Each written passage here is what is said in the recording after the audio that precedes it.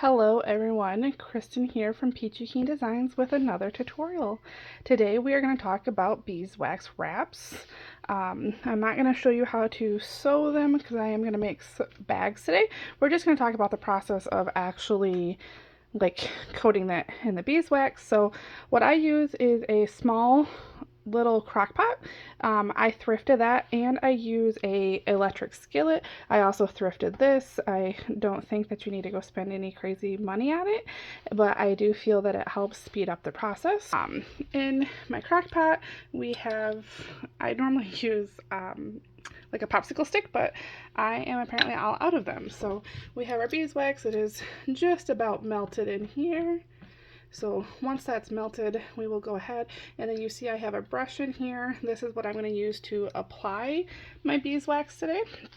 However, I do recommend using a roller like this. Make sure it is a lint-free roller, and you can fit it in your crock pot. So it is super nice to use the roller. I admittedly cannot find mine right now, and I'm going to blame my children, but it's okay. My brush will work just fine to be able to show you what I do. So stick around and we will get going once this is melted.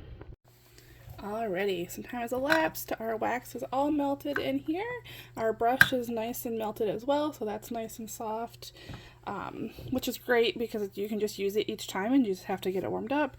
Our skillet is warm. Like, I can hold my hand on it. It's warm. We don't want it to be super hot. One thing to note when you are using like any material you use, whether you're making a bag like I am here, or you are making just plain wraps, you want to make sure that you use pinking shears around the edge to prevent fraying. Now granted, more than likely it's not going to fray with the beeswax on there, but it's just a good measure to take, so let's get started. Okay, so our beeswax is warm. We have this on here. Like I said, I am making a beeswax bag today. So I cut out the material that was requested into the desired shape and size here. Cut around it with the pinking shears, and now we are just going to get this covered in that beeswax. So you want to use a generous amount of beeswax, but it doesn't need to be flooding. So you just want to make sure that all of the material is properly saturated. I don't use a super coated brush or roller because I'd rather add more and go about it. The reason that I use the matte or the electric skillet version versus the melting in the oven version is, one, I feel like I can do this a whole lot quicker than the oven version, but two is the fact that I feel like I'm in more control with it. So I like this method. Make sure that you are sealing those seams up too, so going over all your threads. If you use 100% cotton material and thread, they are compostable then. If you use a nylon or poly thread, though, do keep in mind that they are not going to be compostable at that point. So you do need to make sure. Now, my skillet's not quite warm enough. I am noticing that my wax is not staying melted. It's actually hardening up on me. So I'm just turning that temperature up slightly. We don't want it super hot, just it doesn't need to be super warm, but more of a risk for it to hurt you if you bump it. So I'm just going around here, and as with the skillet, it keeps it melted, so you're able to push it through all of the material evenly, like so. Add more of the beeswax as needed. And with this being 2-layer, it does take a little bit more, obviously. And we are going to flip it over and really brush the other side. I do find that it is easier when you use the rollers, like I mentioned earlier in the video. So that is what I would recommend. However, this brush works just fine. So use what you have on hand. It's not quite that serious. You just want to make sure that it's lint free, whatever you are using. So another thing to keep in mind, whoops, knocked over my camera here, is that whatever material you are using, it is going to get a yellow tinge to it due to the beeswax. My wrap or my bag is bigger than my skillet base, so I do have to kind of work in sections, which is another reason that I like using the skillet versus the oven. My large beeswax bags, which is what I'm making here, measure 13 by 15 inches, and they don't fit on my cookie sheets to work in the oven or to do the oven method as it is. So I like the skillet.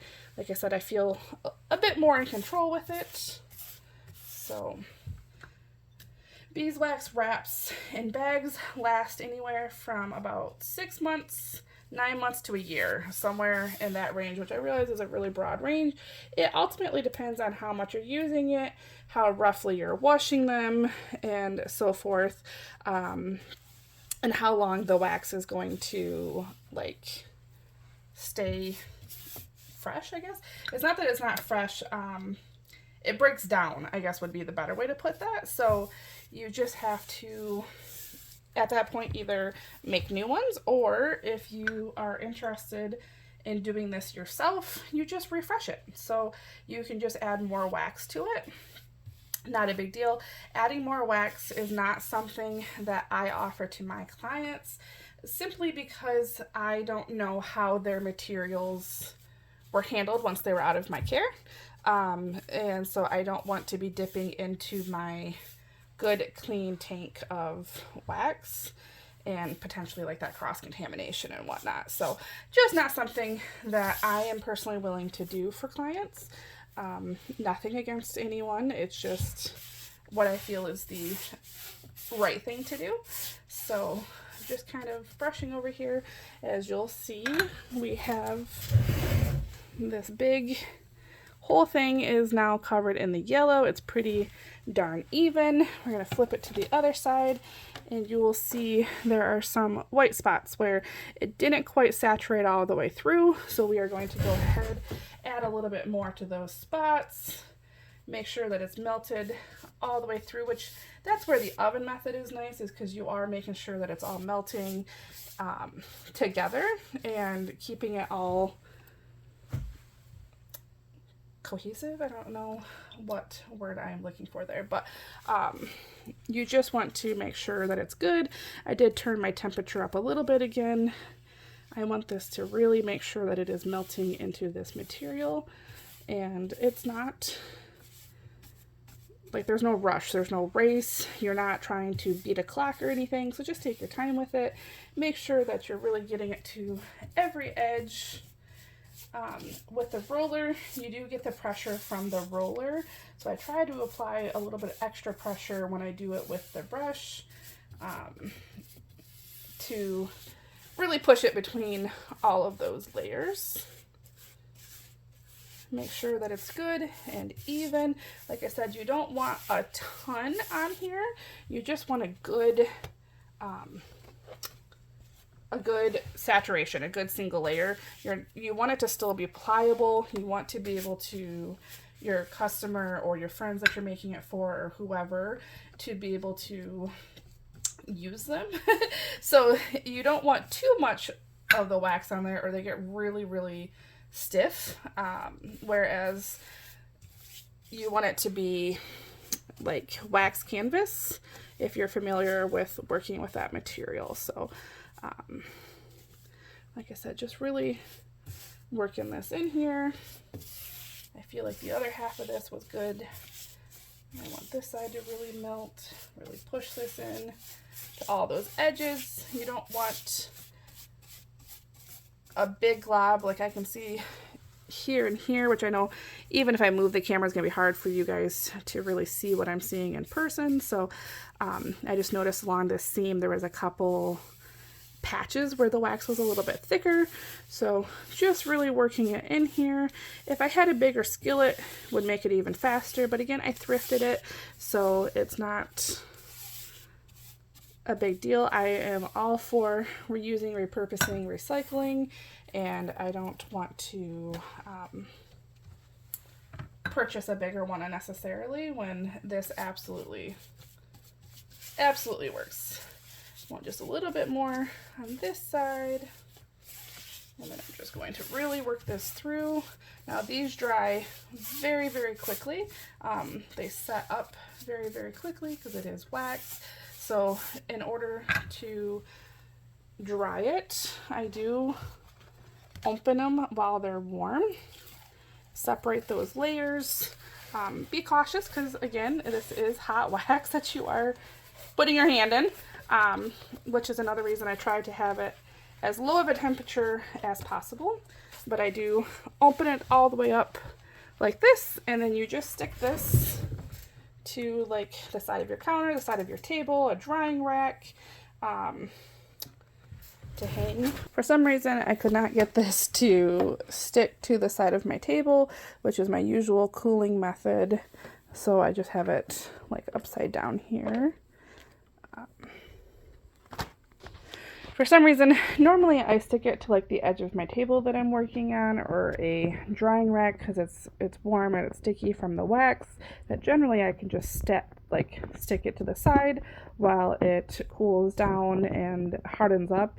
But I can't, so I just have it open and just standing here upside down, letting it all cool off, and you're ready to go. So you can put bread in here, you can put your snacks in here, you can do whatever you ultimately want to do with it. You just don't want any raw foods in there because that would be unsanitary. And then you just wash it with a mild soap and cold water after use, and you're good to go. So they're super, super fun to make. They're super easy to make. They make a great gift for anyone in your life, especially those that are into making their own bread, sourdough breads, regular breads.